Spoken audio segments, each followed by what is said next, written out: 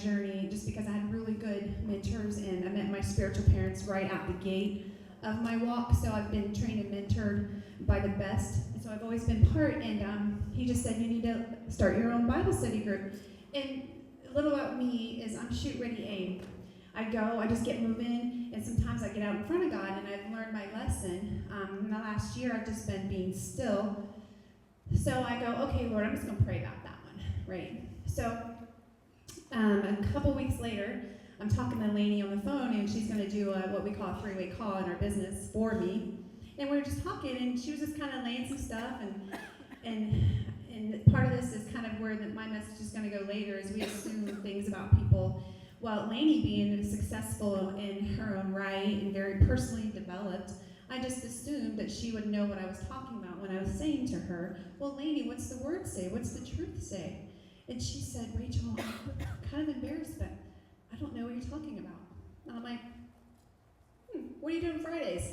So literally 5 minutes later, I get a Facebook message from Robin Housley saying, hey, Rachel, I'm thinking about getting back into the Bible study. You recommend any good Bible studies? I'm like, what are you doing Friday? And then it was Ann, and then it was Jody, and it kind of, God put that all together for me. And there's people that came that didn't come back. There's people we invited that didn't show up, but God was in control of all of that. So it led us to here, in my journey. And we're going to be talking about the importance of a circle and having a tribe that's with you and praying for you, and you gather together. So I'm just going to bring Lainey Baldwin up, and I'm so excited to be here.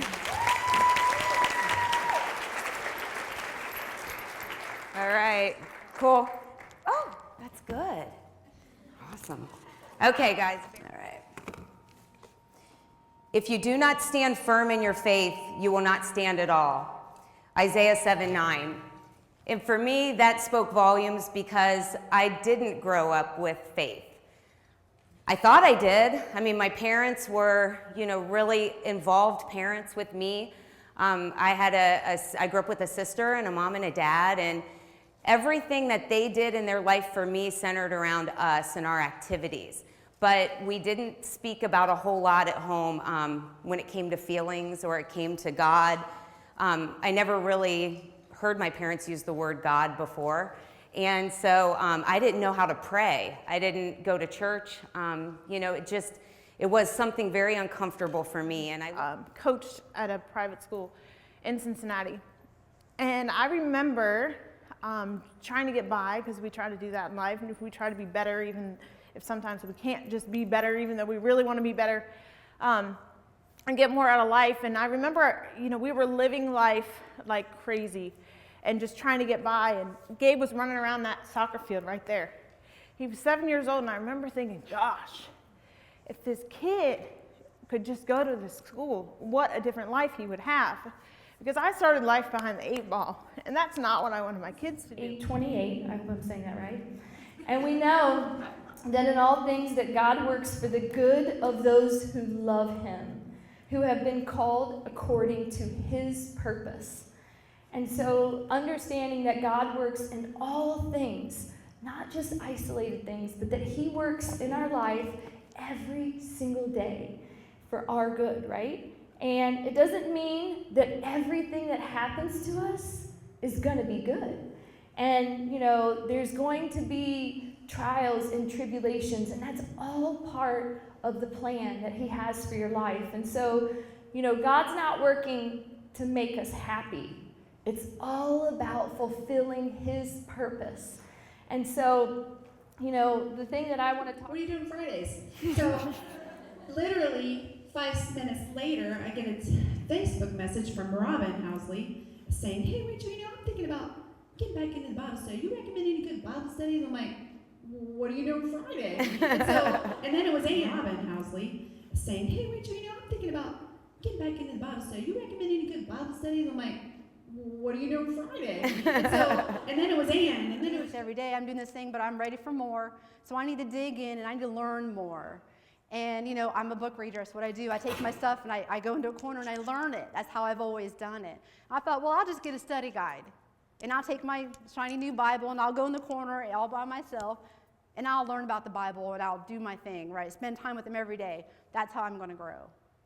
And then I said, okay, so I started looking online for books and guides and those kinds of things, and nothing just felt right. Just felt a little, that isn't the right answer. That's not the right one. I didn't know where to go. I felt a little lost.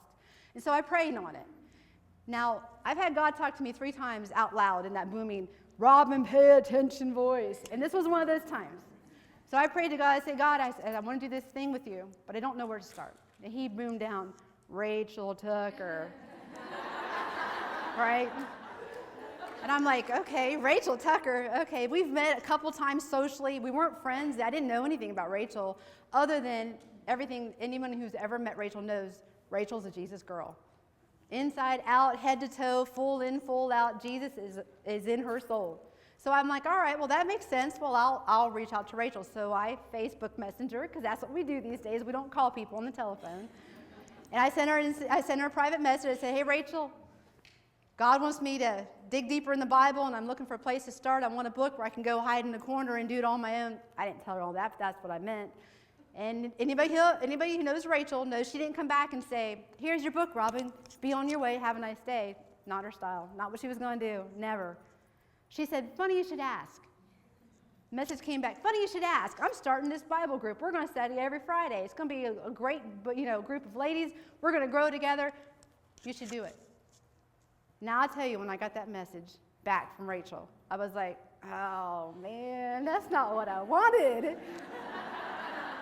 That's not the answer I was after, because I wanted to take a book and go in my corner, right, and learn on my own. God wasn't having it. And he said, I gave you the answer. You got to take the action. So I'm like, oh, well, okay, here we go. All right, Rachel. And it was Jody, and it kind of, God put that all together for me. And there's people that came that didn't come back. There's people we invited that didn't show up. But God was in control of all of that. So it led us to here. I mean, in my journey. And we're going to be talking about the importance of a circle and having a tribe that's with you and praying for you, and you gather together. So I'm just going to bring... I've even had Nikki Green, Nicole, also Brooks, others, tell me that I could go and sit in as they're teaching Bible study as a helper, and I could listen and I could learn it that way too. So... but this helped me a lot, but I still didn't understand it because it doesn't really flow.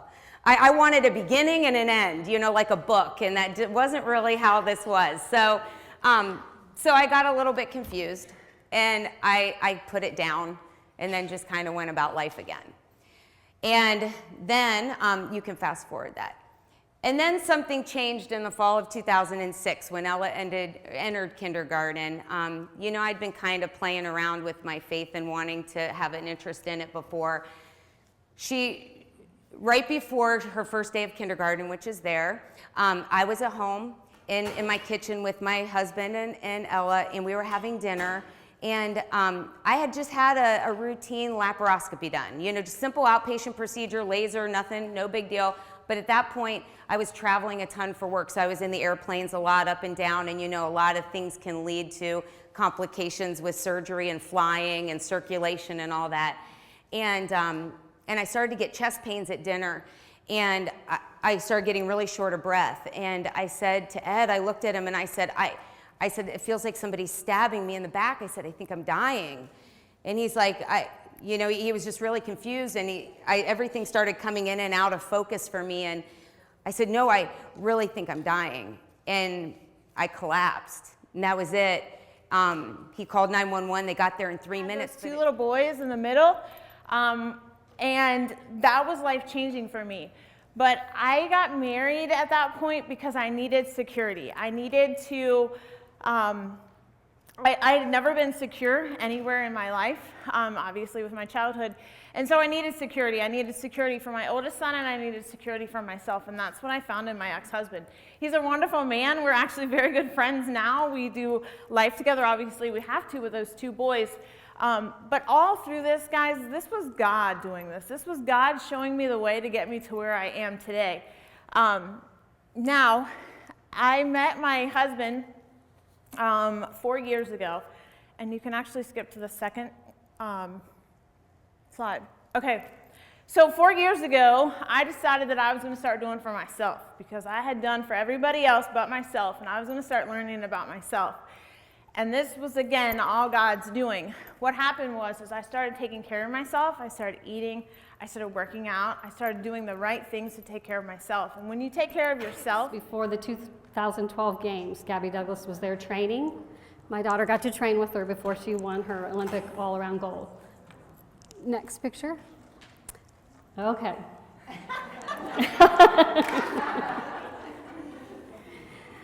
Okay. Anyway, we'll skip that picture for a minute. I feel bad about their divorce from their dad, my kids' dad. I'm not married to him. Every divorce takes a toll on the children involved. I think we as women beat ourselves over failed marriages. Maybe our spouses made poor choices. Whatever your circumstance, let go of the shame.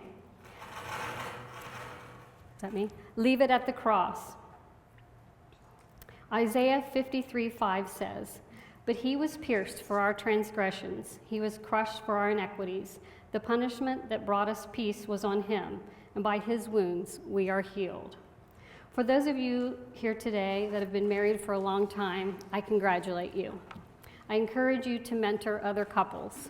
And for those of you with marital issues, be open to learning from others on how to love differently. Love, the first fruit of the Spirit, is the most important thing in life.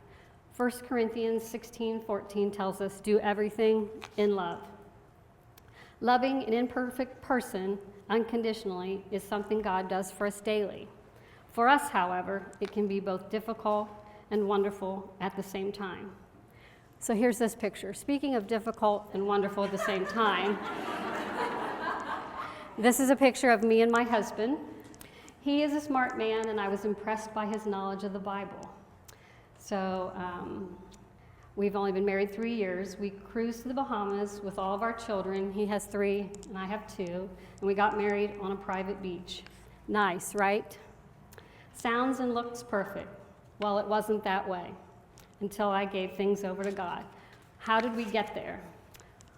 Well, let me backtrack to my formative years. Growing up, I went to church. My mom is here today, over here.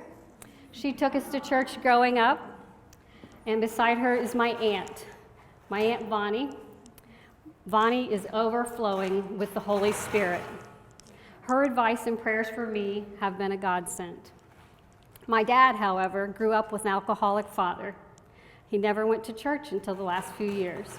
The day, and he's with you every step. So as I close up, though, Ella told me when we were talking about this last night, she got out her first grade yearbook, and she's like, "Mom, you have to read this because I think of you all the time when I read this."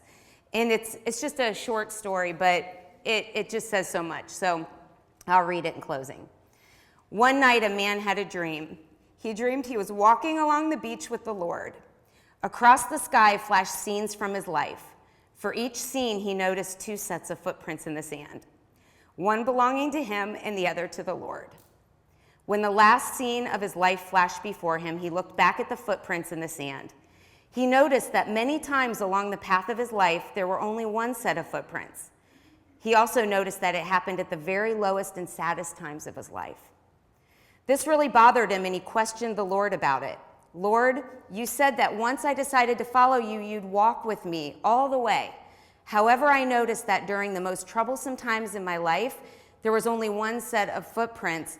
I do not understand why, when I needed you the most, you would leave me." The Lord replied, "My precious, precious child, I love you and I would never leave you. During your times of trial and suffering, when you see only 1 set of footprints, it was then that I carried you." And I love that because it is so true. He's there with every one of us every day, every minute, and nothing is impossible, you guys. I mean, he's the only one that we need to really have that relationship with, and he'll get you through everything. So that's it. Thanks.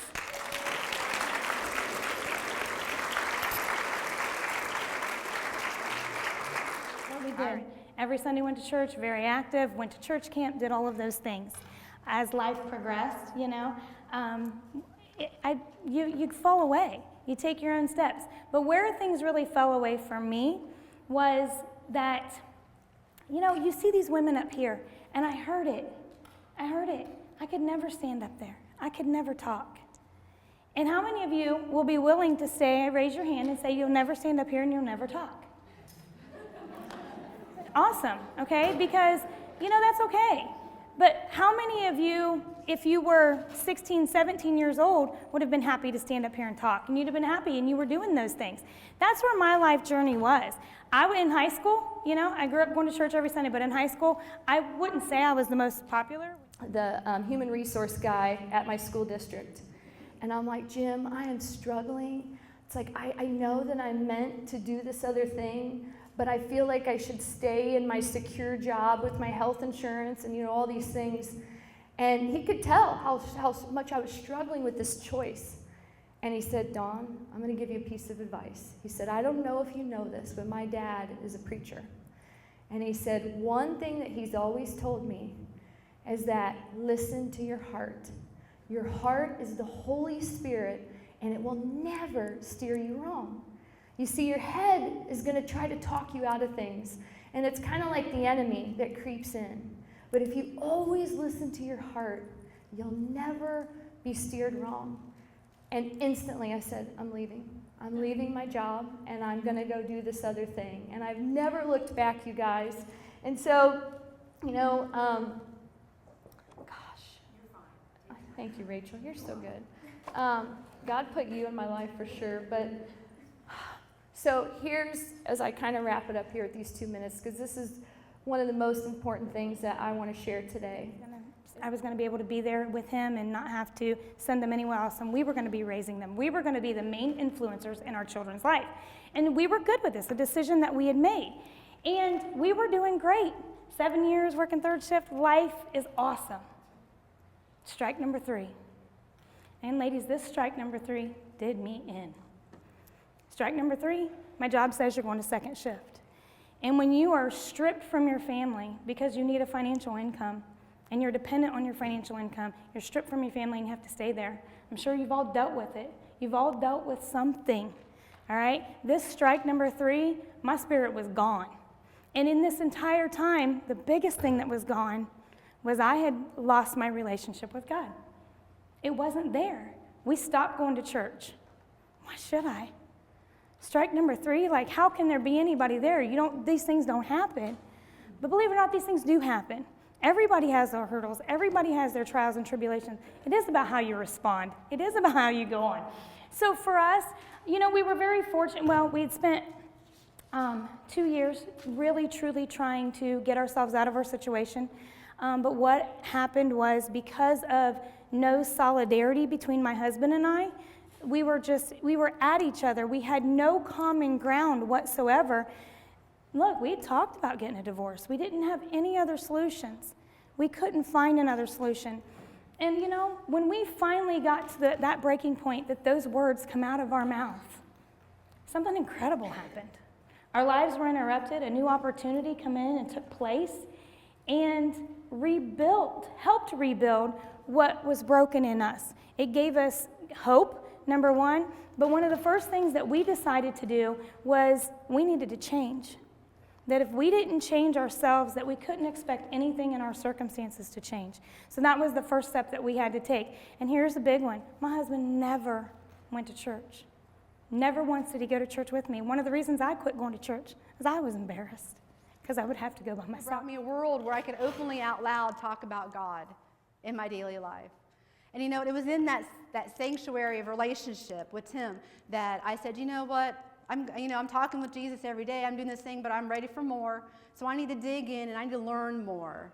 And, I'm a book reader. That's what I do. I take my stuff and I go into a corner and I learn it. That's how I've always done it. I thought, well, I'll just get a study guide. And I'll take my shiny new Bible and I'll go in the corner all by myself and I'll learn about the Bible and I'll do my thing, right? Spend time with him every day. That's how I'm going to grow. And then I said, okay, so I started looking online for books and guides and those kinds of things, and nothing just felt right. It just felt a little, that isn't the right answer. That's not the right one. I didn't know where to go. I felt a little lost. They got there in 3 minutes, but it turned out that I had a pulmonary embolism in my lung and didn't know it. And they told me that if it had been 2 more minutes, I wouldn't have gotten off the floor. And I immediately went to the hospital, was there for 2 weeks. And Ella, this innocent little girl walks in to my hospital room which she did every day after kindergarten. And I would take my IV and we would walk the halls. And she said she wanted to sit with me on the couch. And she sat with me on the couch and she said, "Mom, I know why you didn't die." And I said, "Really, Elle, why?" She goes, "Because God told me he doesn't have a job for you yet. He said, your job is to be here and be my mommy." And when she said that, that was the first time anybody used the word God with me. And I thought, wow, he speaks to her? Like, I want to hear that. I want him to talk to me. And so we went to church every day that summer. And then life started again. And I started to get away from it again. And I thought, because when I went to church, I didn't feel it yet. Like I felt uncomfortable because I didn't understand all the Catholic chants and all the ups and downs and, all the crossing and all that. I didn't know what to do. So I felt like I was out of place and that I was being looked at like I didn't really belong. So I started to pray more though on my own.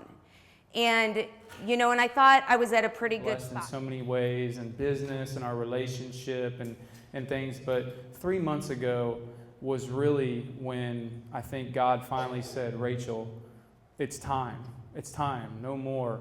And my wife is such a shoot ready aim, she just like, "Okay, I'm doing it." And she never knows how it's going to happen. She just has amazing faith that just lights me up sometimes because I'm the one that just kind of like, and she's just the one that's like, "Let's go. Here you go." And it's like, I don't have a choice. So I can tell you, I can tell you that 30 minutes from now, or however long she decides, but I can tell you that however long it is, it's going to be worth it. It's going to be an investment. You're going to walk out of this place with some tools that can help you take your relationship with God to a whole nother level, because that's what this is about. Business is great for a lot of you in here. Time for a bigger purpose. My life is better than ever now. My marriage is better than ever now. My husband bought 2 of these books himself. The Love Dare. Has anybody seen these? Yeah, these. So we have 2. We sit down every night and take turns reading aloud about love and God's purpose in it. We have gotten to some good discussions over different scriptures. We just decided in early July, I went back at the end of June, we went back in early July to sell our house. We had been on a medical dental mission trip to Jamaica in February, and we want to do more of that. So next one. So this is me in Jamaica in February with some schoolgirls. Next one. This is me and the little Jamaican boy, and he told me that he had a cousin named Jody. And I just loved him, and he kept watching me all day as we were doing the other grades, and I had a bracelet. I think it said something about prayer on it, and I gave it to him, and he was just tickled to death. Next picture. These are some fruits of my labor. I had brushed their teeth and put fluoride. If you, they all have a common thread, and that's why they're here. And what I want to say, the main point I want you guys to leave out of here is God just wants to use you right where you are. Right? You don't have to be a Bible scholar. You don't have to be a teacher. You just have to have a heart, right? And Dawn, I don't know if you know this, but Dawn asked me to come speak at one of her events. And can you raise your hand if you were at that event? Dawn, seriously. You don't have any idea, and you had no idea, the Lord was working through you, that you are a catalyst. 21, I'm 32, I'm single, train wreck. It looked like I was all good. But anyways, and we smoked a joint and we watched Half Baked, and it was awesome. That was our first date. And here we are today. Okay, so when I met Kurt, keeping it real, right? So when I met Kurt, I had my 2 oldest children. Mariah's 20. She's my beautiful daughter. She's 20, and she is in a search for herself right now. So I said, "Hey, while you're figuring out, why don't you go get a job at an airline, and then you can travel?" And really, I was thinking, she works for American Airlines now. While she went to 2 years of college, and she's trying to figure out what she wants to do. I'm like, well, at least she can travel, and Mama can fly free. So that's what she did. I love it. And then Austin this is an old, we need pictures. Like, seriously, this is like 2.5 years old. And Have you seen my toenails? I mean, seriously, I'm like, I need Sandy Bland in my life all day long. So, and then Austin, he's 18 years old, and he's the one that just last 48 hours, our life has been crazy. My stepfather is in his last days. He's at home with hospice, and I've been kind of running back and forth. And as I'm doing that, my son playing baseball got collided with somebody in 2 broken bones in his back, ruptured kidney. So I was at the ER. We were at the hospital all night. And then I come home and he's 18. He's got a big old chow and is like a Copenhagen. Like, really? Like, seriously. So, like, I'm probably going to punch him in the throat when I get home. And then, seriously. All that I am, every part of my heart, Jesus, I place in your hands.